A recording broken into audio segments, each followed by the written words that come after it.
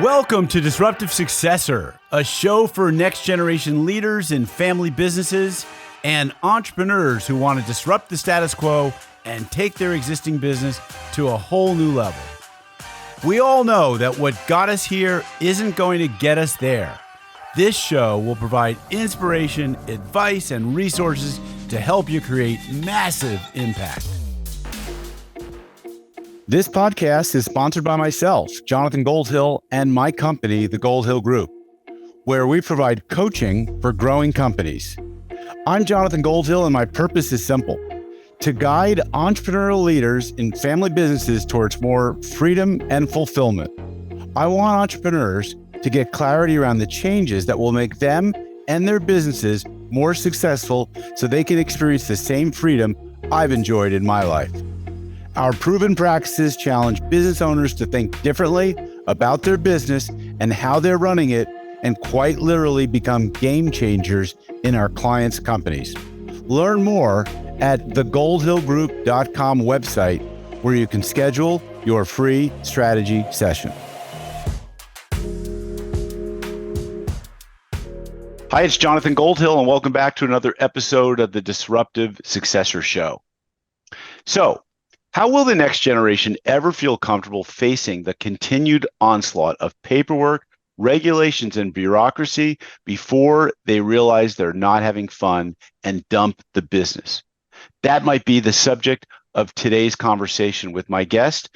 Today, he's a third-generation family business owner providing servant leadership to usher in organizational excellence and a high-performing culture in his 110-year-old business. For over 100 years, Gelati Brothers has been the Bay Area's leading general engineering contractor and expert in construction services.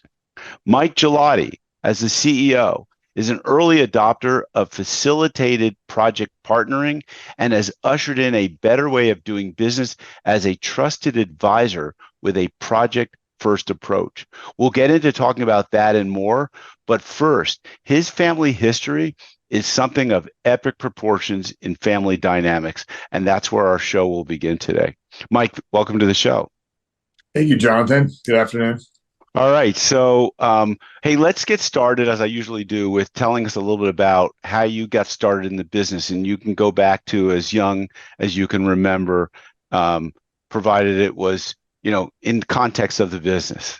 Tell us about what it was like growing up in your family's business. Well, I grew up in the era of the crazy Italian brothers as second gen, running this growing and developing company by the seat of their pants. And so there's a lot of drama, a lot of yelling and screaming, a lot of high energy, but a lot of really well done, high performing construction teams out in the field. And so for me, it was just that unassumed presence as a future business employee in the company and owner that started with, as soon as I could driving into the office on the summer days, and starting at the lowest level you can in construction, which is we commonly refer to as the grease monkey, the assistant to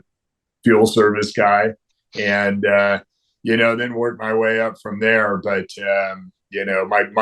my dad and my uncle were definitely frontline. So when I look at where I'm at Gen 3 now, I'm blessed because I'm fairly insulated. I'm not on the front line like they were. So let's be clear. Front line means out in the trenches doing the technical stuff, or running, operating the jobs. What's front line? Yeah. Front line means that you're doing dispatch in the morning. My dad would be in charge of the Teamsters and the trucks and the transports and the equipment and the operators, which my uncle affectionately called the prima donnas because they got paid more and were treated higher. Right. And then he was in charge of the laborers and the cement masons and the carpenters and the guys that really, you had to earn it every day. And dispatched them, if you can imagine, dispatched them off a dock. And, if you worked hard the day before, then you got work the next day, but not like today where you get show up pay and everything else that goes into the union world. But yeah, so I mean, they did that in the morning. As soon as the dust cleared, they're running out and seeing jobs. They're trying to collect money. They're dealing with banks and bonding and insurance, and so everything was on their plate. And this is a typical story of a lot of entrepreneurs in their early years that, they were business owners almost by default, not by design. And they thought they had to do everything themselves. And so there's a whole story, a conversation we can have, I'm sure, around that transfer of leadership and the trust that's involved between the two generations because of their approach to the business is so different. So, but before we get into that story, so I said that your family history is something of epic proportion and family dynamics, or it has a rich history. Tell us a little bit about the business and how it evolved over the past century, because it's gone in some different family members have gone in some different directions here. Oh yeah, yeah. Well, I wish I had a whiteboard behind me because can't even do it justice without a big organizational chart to reference. But think of James Gelati as a early immigrant working in the diamond mines in South Africa with his brothers, living in Italy, traveling down there to work and earn money. They were stonemasons by trade, but hard to get work and hard to get paid. They end up in a civil war down there and end up in prison. They go back home, and then they can't get paid. They're used to getting paga, to work and get money, and they get salami and cheese and goats and milk. So they're like, no, we're out of here. Crazy. We got to get to America. The earthquake just hit. They had relatives out here, so they travel out. James arrives around 1908. Which is the earthquake was in 1906 in San Francisco, correct. Right? The whole marina got leveled. Everything's wiped out. So, and a lot of work for stonemasons and talented craftsmen. So, good opportunity. Always talk about the land of La Fortuna, the good fortune, the opportunity. So, that's what America represented to James, and he worked on local projects. Around 1910, decided I need to get married. So what did good Italians do when they need a wife? They go back to Italy. So he goes back to Italy, he finds a wife, he gets married, they have a kid, he brings William over on the way. He's like 8 months old. They come back around 1910, late 1910, and he starts a business 1914. So James starts out doing work, with stone and masonry and all that's working. And he has 4 boys. Those sons end up taking over the business as it continues to grow and develop. Around 19, they're in the business and they're in their 30s and 40s. And then in 1951, they buy the business from my grandfather. And that's his kind of 401k, right. The payments that came from them purchasing it. Plus, they needed to earn the business, not have it handed to them. So right. That was the whole element of, you got to really be committed. So long story short, after that, they grew the business. They expanded, they diversified. They went into concrete work, which was always there from the stonemasonry, but then got into grading of dirt and then underground and then paving. So 4 or 5 different disciplines of work. At this point, they're really growing and expanding, and it's after the post-war era. So boom industry. And then the oldest brother, who was kind of the glue of the 4 brothers that are all full of energy and passion and really robust mindset, he passes away.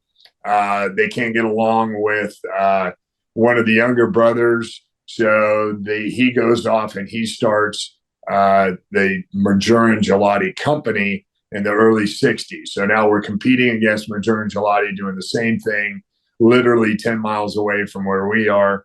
Public works contracts at that point. So, Yes, and was a low little bid. bit. Yeah. Okay. Just It's a little. interesting you say that, Jonathan, because public works didn't have the pizzazz or the desired benefits that it does now. It was a tougher business. If you were, in your early stages of construction, signing those contracts and doing public works was a little more concerning and riskier. Mm-hmm. So private work and the development of all the different apartments and condos and commercial, that was more vibrant at that time. Gotcha. And easier to get in and easier to manage. And so they did that for a lot of the years early on. But what happens is cash flow.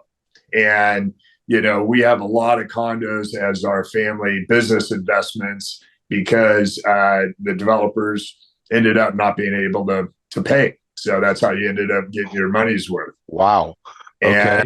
And so that works. If you're in Marin like us, you're really fortunate. But if you were able to hold on to it, the problem is we need cash flow. You need to make payroll. Right. So, condo is great in theory, but doesn't pay the bills. Right. So, that was the evolution of getting into public works and really being a prominent part of our business in the early 70s and 80s. Mm-hmm. Split number one happened in the 60s after Willie, the oldest brother, died. Babe went off and did his thing at Maduro Gelati. 5 sons for them. One wasn't allowed in the business. He was the black sheep. That'll be important later. Okay. When I circle back to that. Then around 1991, we're doing about 110 million in 1990 dollars. We have 500 employees. We're all up and down Northern California, and the savings and loan crisis takes out this huge $30 million job that we're working on at the time, and really almost takes out the company. Wow. It was $7 to $8 million over the course of a couple of months that we were owed, and the savings and loan shut it down, cut off all the funds, and about 8 months later, 10 months later, we finally got pennies on the dollar kind of thing. But real challenging time. Out of that, my uncle had passed just before that. And it was my dad, myself, my brother, and my cousin. The cousin, Dick, he takes off and he starts another company, Gelati Construction, up in the North Bay. As his partner, he goes and grabs the black sheep from Maduro Gelati. Right. So now you have a team that is got no love lost for Gelati Brothers, our company, the original, because of Dick leaving, and no love lost because of the black sheep of Maduro Gelati. That goes on for another 15 years. And then in 2005, the last of the 2 uncles, my 2 cousins, the last 2 in Maduro Gelati, they don't get along. They split. The one starts Team Gelati. So as of 2005 going forward, we have 4 Gelati associated companies, and all doing the same work in the same region every day, fighting for low bid work, and a lot of other stuff that's going into that story, but we'll leave it there for now. Kind of crazy. I've been thinking this is like an Italian love story, and I now know because I told you I blogged about this.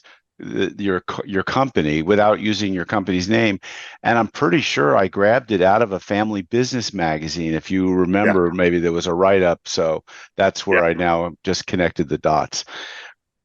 So listeners, take heed. If your family is passionate about business and family, you might run into some conflict around family dynamics, and you need to be prepared for that. And you need to probably shift the narrative. And so, Mike, I think you're really pretty skilled at shifting the narrative, certainly in the family business. Let's just segue for a moment. You do a lot of work with Caltrans, and you are involved in this thing I call facilitated project partnering. You have a project first approach. And that is an example of shifting the narrative and how this type of work is done. So before we get back to the family business and what's, what you're doing to usher in the next generation, what's going on actually in the workaday world where the narrative is shifting and you're doing things differently? What is facilitated project partnering, and what can people learn from this? Yeah, it's a really powerful movement. I think it's continuing to gain traction in most all the public works sectors. Facilitated partnering is when you have a contract with an agency and you desire to do more than just what's spelled out in the contract. You're not limited by it. You're making partnering goals that are big, hairy, audacious goals that you are rising above just doing the minimum. And by doing that, you're establishing these mutual goals, realizing you don't have trust, but that you need to come together as a team to be able to achieve them. And in that process, you then become trusted business partners because you are mitigating risk for both sides. You're looking at value engineering opportunities, creating value.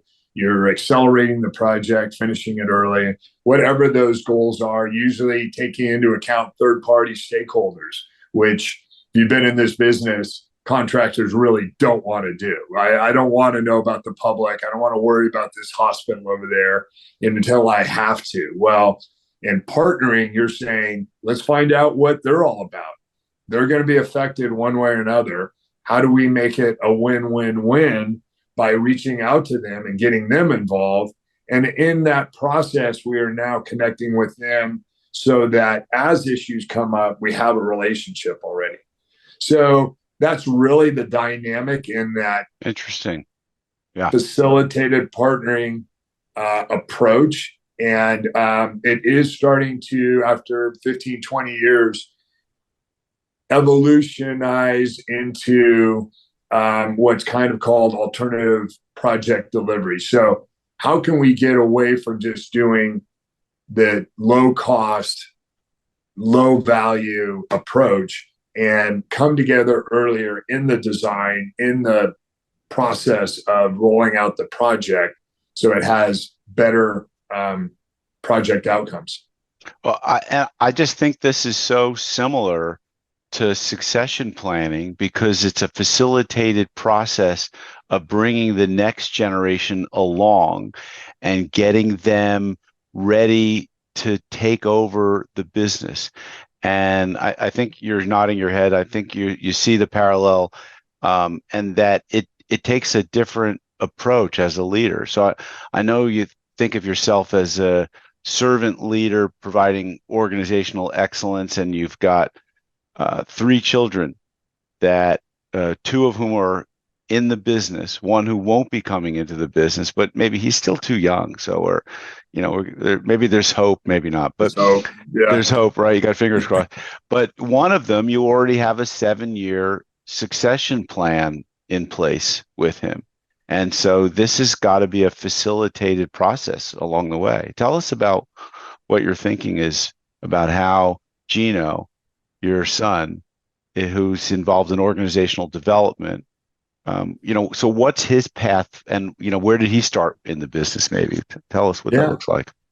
Yeah, and I won't leave without I don't want to leave the connection without touching on that with the facilitated, because you really can't do it alone.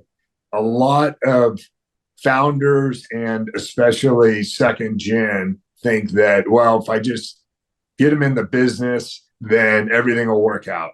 And, he'll have to earn it over time, but he'll realize, what a great opportunity this is. And he can't but for join this crazy world we call construction. Reality is today's gen is looking at the quality of life. They're looking at the anxiety, the pressure all that brings. And they're anything but going to say, that's what I want to do for my future.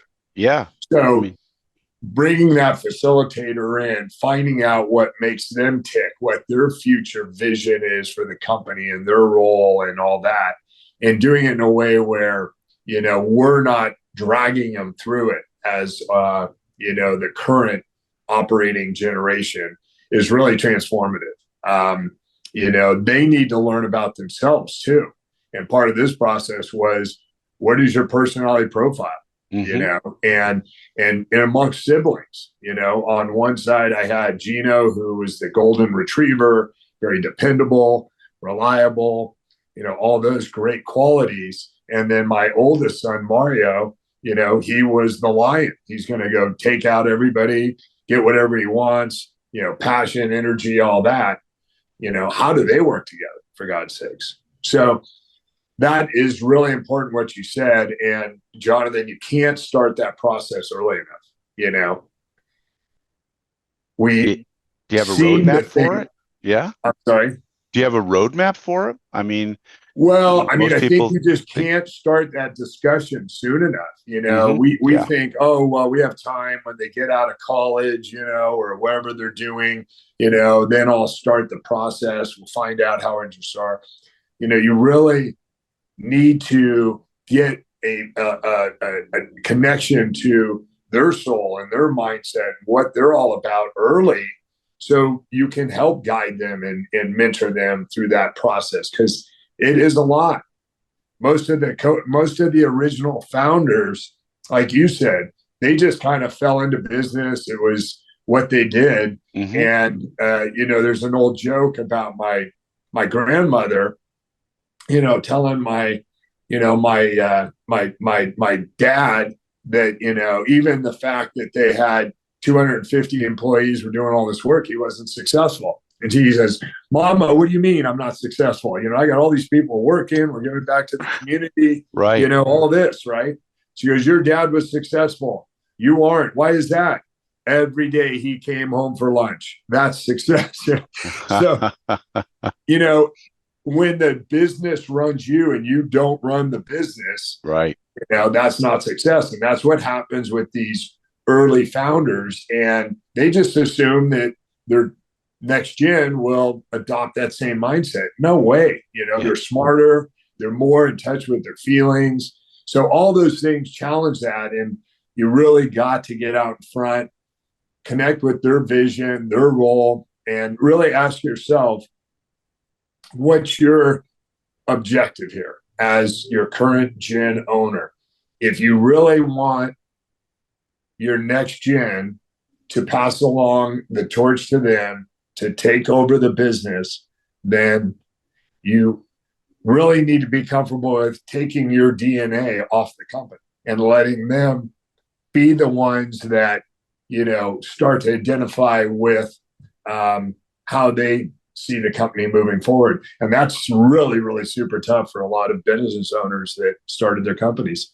I'm just sitting here thinking to myself that your father or grandfather, if they knew what Gino was doing today, what is his title? They would laugh him out of the room if they thought, that's your title? What is it? Organizational development?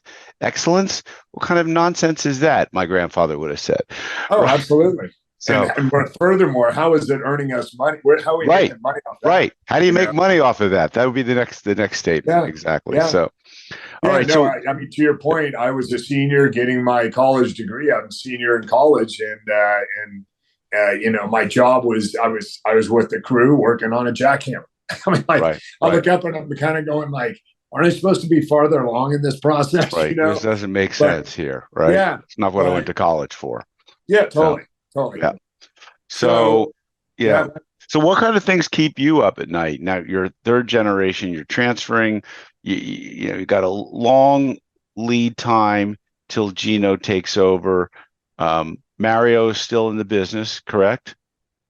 I'm sorry, Mario, through this process has decided that even though he was incredibly gifted, that he wanted to move into development. So he is starting his own development company. So it's right now, just Gino. Mario has, a window of time where he can see if that's truly what he wants to do. But right now, it's all about Gino. And the process for him is a 7-year succession plan, leadership development, and really the essence of his work is connecting with all the different departments, all the different people, doing the SWOT analysis, learning about what delivers, the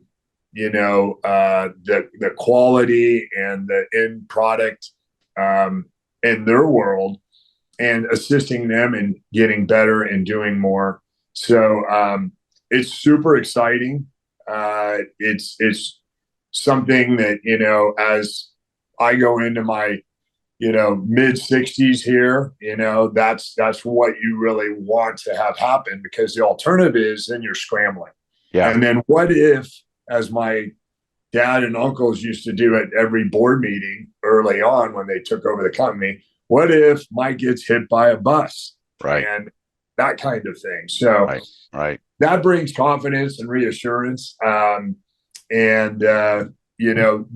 things that keep me up at night, just to kind of go to that point, is making sure that the business is on solid footing enough to where the transition for Gino doesn't make him want to dump the business. Like your opening comments about the craziness of running a company in construction, and for us, unfortunately, in California. It's difficult, and it's getting even more difficult. And you're at a size where every new regulation basically, hits your company. I mean, some of these regulations are 15 employees or more, or 50 employees or more.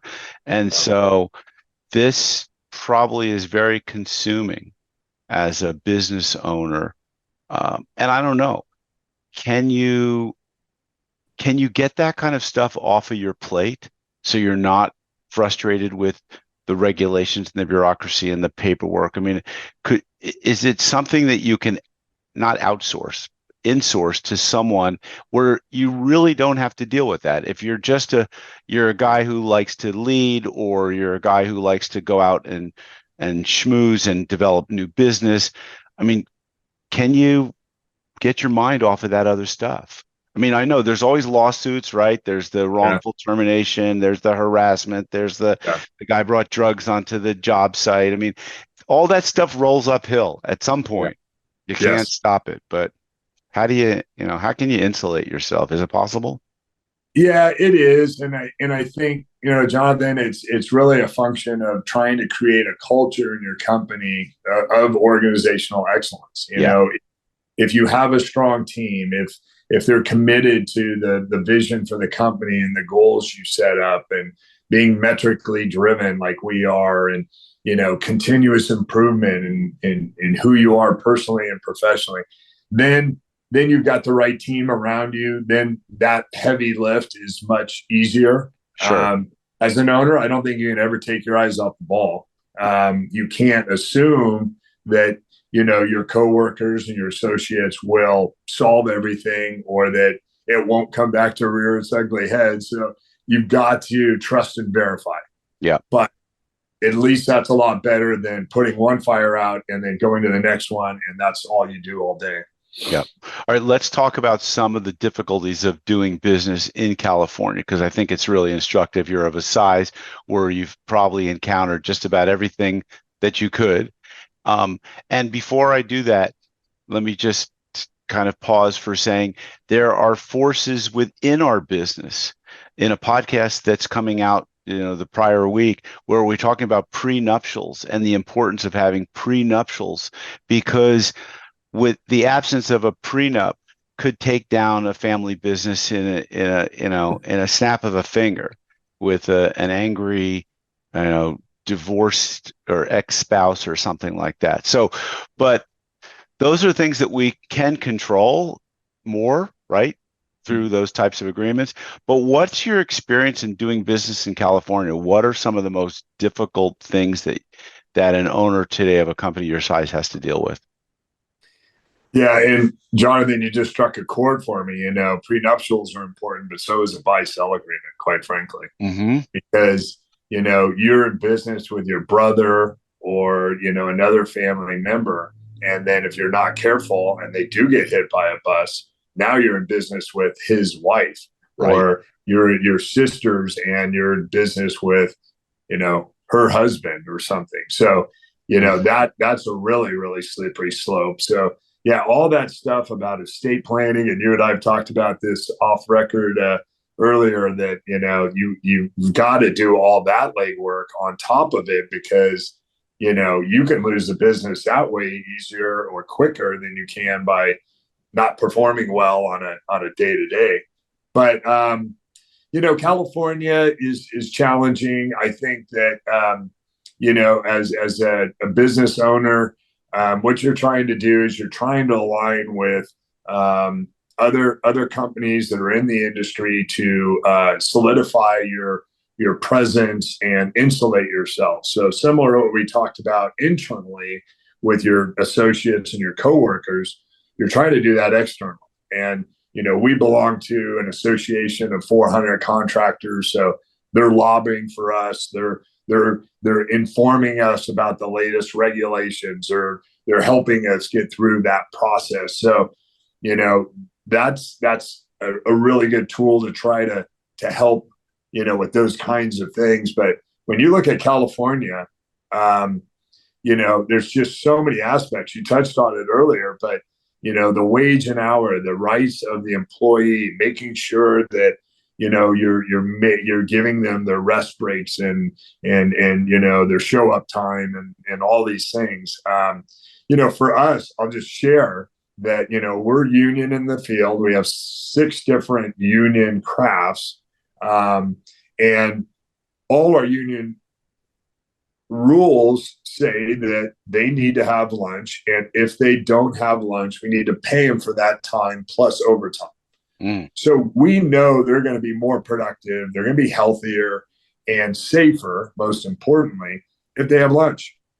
But the biggest challenge is that they are typically commuting anywhere from an hour and a half to 2 hours, sometimes 2.5 hours each way. Wow. So that 30 minutes of having lunch is not a luxury, because that means they're 30 minutes later when they get on the road. And in California traffic, which you in Southern California know more than all, right, 5-10 minutes can mean 20-30 minutes or more. That's tough. That's we're frustrating. Battling that. And if we turn a blind eye to it, then all of a sudden we could have somebody come back and say, oh, we never got our lunches. Now it's a class action lawsuit. I mean, you can't ever take your eye off the concern that legally the employees' workers' rights is a major challenge. There's so many other things in California. What's surprising is to hear that people are commuting that far to do the jobs, which says something either about the geography that you're in and the difficulty of getting to it. I know I've worked in Marin. I actually my first job out of college was in Sausalito, working for a property management company, organizing tenants, if you will. I was a tenant organizer, and I got co-opted by a property management company. It's probably still there, Eugene Berger.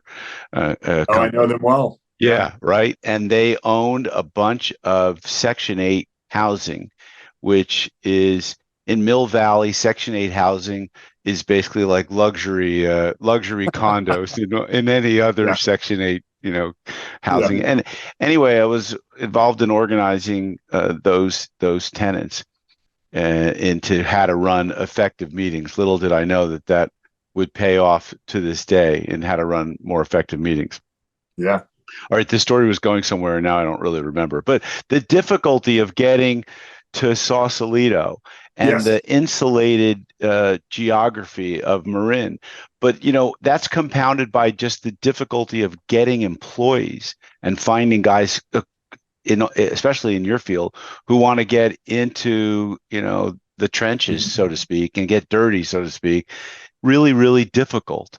That's crazy that they're coming from so far away. And by the way, they couldn't afford to live anywhere near Marin County at the kind of wages, even though they're probably being paid prevailing wage, which is, I don't know how much it is anymore, 40, $60 an hour, 60. Okay. So, as right, an operator. So right. they're getting a really healthy wage.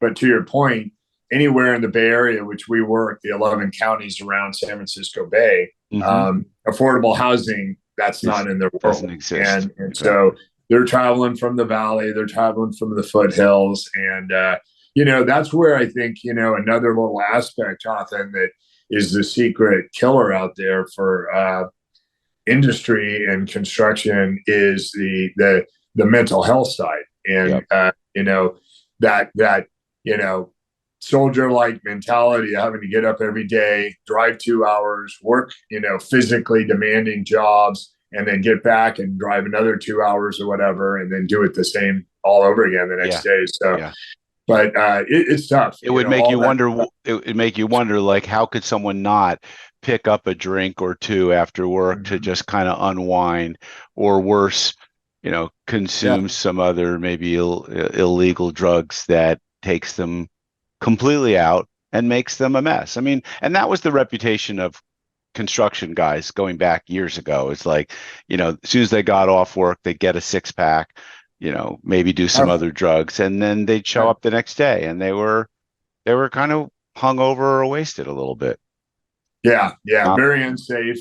Not a lot of good committed resources. It's just who you got, and sometimes they show up, sometimes they wouldn't. It's funny. It's funny, Jonathan, you say that, because I used to say when I got in, it was still a little bit of the Wild West. It wasn't as bad as it was, but for me in the mid 80s, you got into construction because you love being outdoors.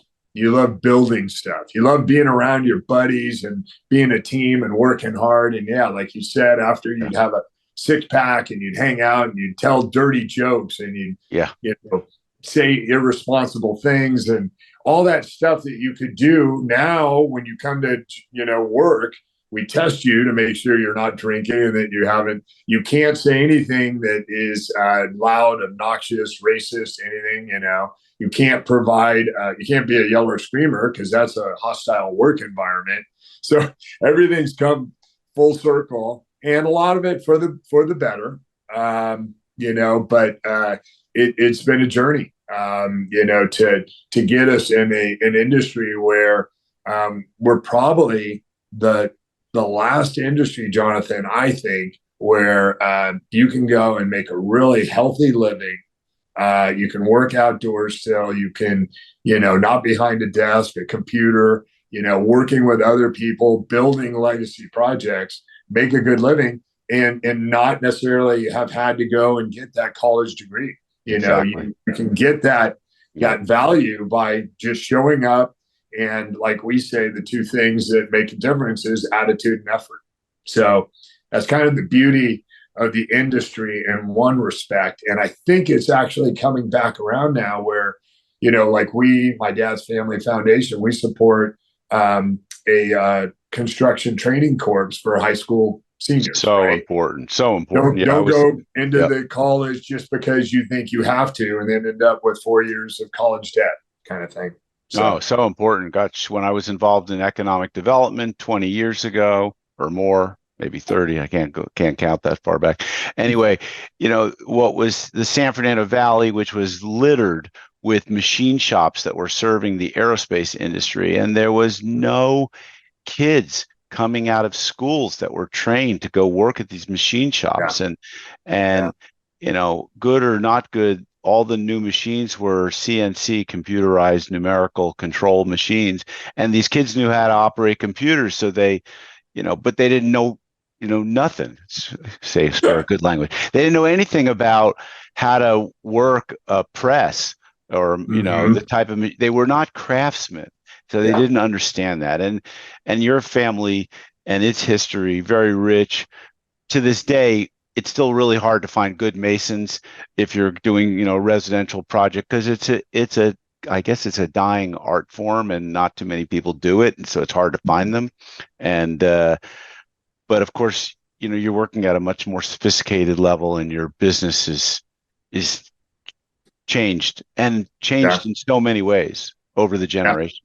So Yeah. yeah, I mean, we do, we do these production planners, right, as part of our software program. of And course. that's taking a budget that's already in our system and saying, okay, what is it that I need to do production wise, given the cost of the crew and the materials to make budget. So, if you went back 10 or 15 years ago and said, my supervisor is going to need to know how to operate an HCSS software program so that we can do a production planner for a what if scenario, they'd be like, I'm out of here. Right. But that's our main deal now. Exactly. So, All right, I have a yeah. couple more questions for you as we wrap Yeah. up. So um, one's kind of an amusing question, which is I'll pose the question. We'll come back to it. What's it like when you get together at large family gatherings? But that, on a more serious note, what's the ultimate goal as the current generational owner? What does done look like for you? How do you know when it's time for you to, how will you transition yourself out of this business, or will Yeah. you? Well, I won't. Actually, I feel like human beings are meant to have purpose, Yes. and you can do that in a number of different ways. But I think that's what gets us up in the morning. And for me, it's this business. For other people, it might be other hobbies or other community support things. So, but all transition, just as my dad did. My dad was 87 when he passed. He was running. My dad was a cowboy outside of construction, so he's running down the stairs with his cowboy boots, carrying my mom's box of paperwork because she was going into the office later in the morning, and tripped down the stairs trying to get down on a Saturday because he liked to go in and open up the mail. And he wanted to see who's paying their bills and what checks we got in. So, his transition with me was what I hope to do well with Gino. And that is to, find a pivot point where Gino is now the CEO, he's the president. That is scheduled for 5 years from now. So there's a 2-year overlap.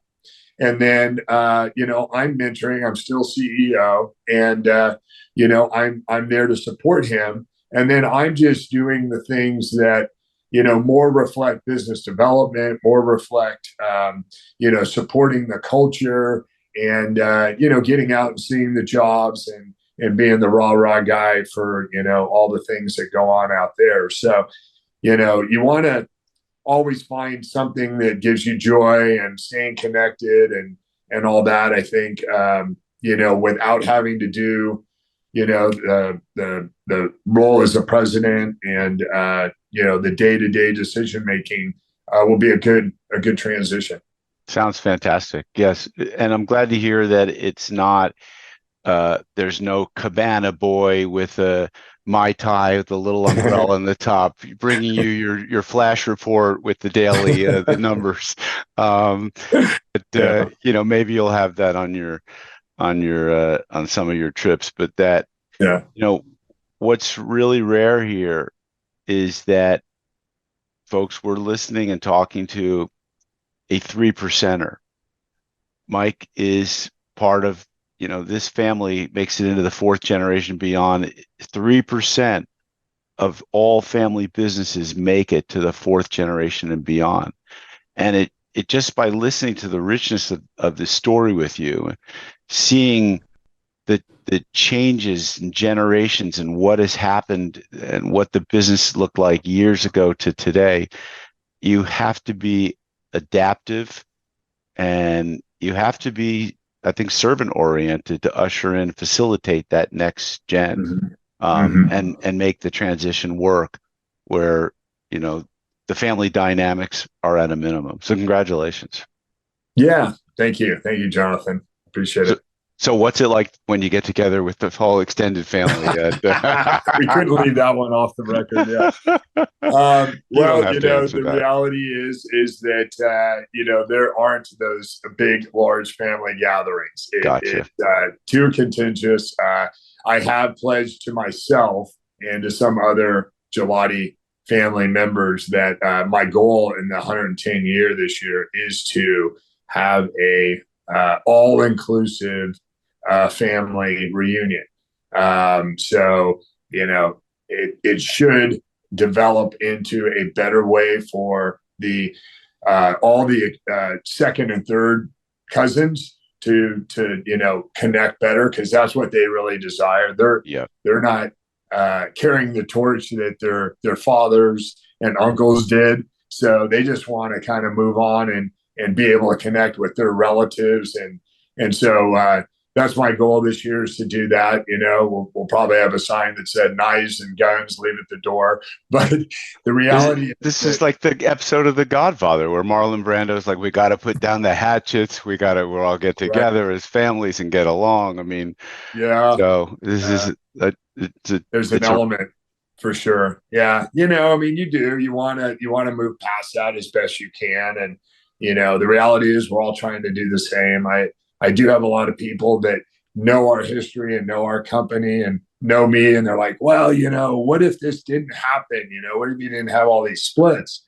And yeah, we would probably, as a cumulative of the four companies, be doing about $600 million a year and probably have 700-800 employees and all that. And maybe that would be sustainable, maybe it wouldn't, but just the concept that the third generation and now the fourth generation are still passionate about the industry and committed to getting up early every morning and coming and earning it, even if it's segregated into other companies, it still is a reflection on that early founder of James Gelati, on his influence on all the succeeding generations to want to get up and bring it every day. So it's kind of a cool thing, even Yep. even in that aspect. Well, it's been great having you on the show today. It's been great talking to you. You guys are true American success story. Lots to be proud of, lots to be excited about. And I can feel your passion for taking this business to, new heights in the future. And I think it's great. So, Thank you. yeah, that's Yeah. it. All right. No, that's awesome. I hope we connected a lot of the dots for your listeners, because it's really it's an uncharted world in this generational business. There's not a lot of historical or pre-existing roadmaps, and I think that's why you're benefiting and successful in helping them, because it's a scary roadmap going forward. So how do we do this, right? And so I hope that touching on it today will bring some thought and some future momentum for them. I don't know if I shared this with you, Jonathan, but after we got done, there was somebody in the front row that just kept connecting with me as I was telling our story a little bit, and he comes up right after and went right into it. Me and my brother, we own this big asphalt supply company, and we're doing 100 million a year. We've been great for 25 years. And then all of a sudden, his daughter, who was never in the business, came in. She decided she wanted to change everything, ruin my brother's relationship with me. Now they want to kick me out. She's doing Wow. Yeah. I felt like, sometimes you feel like you're in the confessional, and you're going through that, right? And you just feel for these people, because it is their life, it is their passion, and it doesn't take much. And then all of a sudden you look up and you're like, wow, how did we get here, right? So, Well, thanks for sharing that story. So that all went on the record, folks. And Mike was referring to a family dynamics workshop that he came and was a speaker with his son at. And so someone telling their story. I know my family story was interesting and would have been more interesting had I been able to participate in it. But after 3 generations of ownership, there wasn't that next generation to carry the torch. And so it was easier to just sell the business. And then somehow they retained lifetime employment contracts until the business ultimately closed down in 1986. Very successful, 2,000 employees or thereabouts. Wow. And so we only can get a flavor from talking to you and from learning about rich family histories of what it's like to keep a multi-generational family business going. So, Mike, thanks again.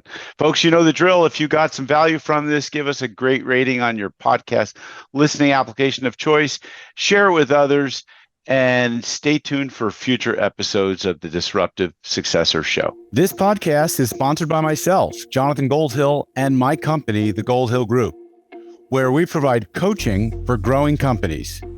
I'm Jonathan Goldhill, and my purpose is simple: to guide entrepreneurial leaders in family businesses towards more freedom and fulfillment. I want entrepreneurs to get clarity around the changes that will make them and their businesses more successful so they can experience the same freedom I've enjoyed in my life.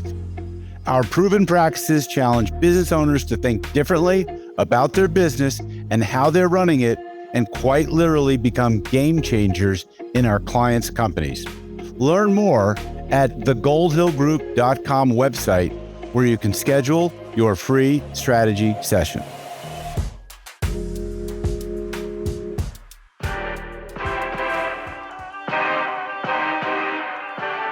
Thank you for joining us on the Disruptive Successor Podcast.